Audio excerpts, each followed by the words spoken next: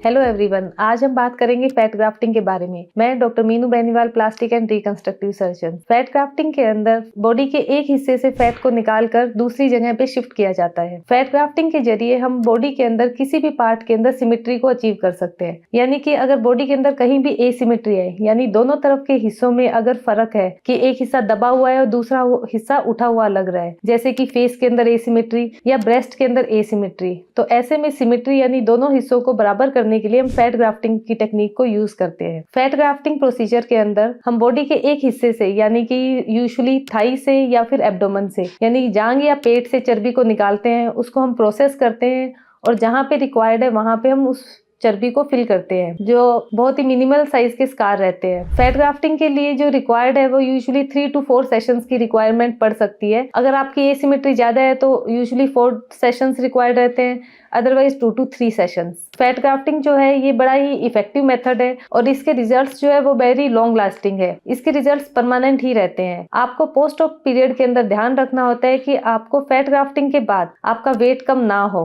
ताकि फैट जो है वो बना रहे। इस टेक्निक के जरिए जो हमारे पास कॉमनली पेशेंट्स आते हैं जिसमें हम सिमेट्री अचीव करते हैं वो है फेशियल एसिमेट्री, जिसके मल्टीपल रीजन्स है, जिसमें से एक रीजन है रोमबर्ग डिजीज, हेमीफेशियल माइक्रोजोमिया, यानी कि दोनों तरफ के चेहरे में फर्क रहता है। एक तरफ का कंप्लीट चेहरा उनका दबा हुआ होता है, यानी कि उनका वहां का टिश्यू, सॉफ्ट टिश्यू और बोनी टिश्यू दोनों सिकुड़ने शुरू हो जाते हैं एज के साथ, और एक हिस्सा उठा हुआ दिखता है, दूसरा दबा हुआ। तो ऐसे पेशेंट्स में सिमेट्री यानी कि दोनों तरफ बराबर करने के लिए फैट ग्राफ्टिंग की जा सकती है, जो बहुत ही इफेक्टिव है, बहुत ही सेफ मेथड है। और ऐसे पेशेंट्स में जो फैट ग्राफ्टिंग है वो 3 to 4 सेशंस की रिक्वायरमेंट रहती है। इससे रिलेटेड और वीडियोस देखने के लिए सब्सक्राइब कीजिए हमारा चैनल। Thank you.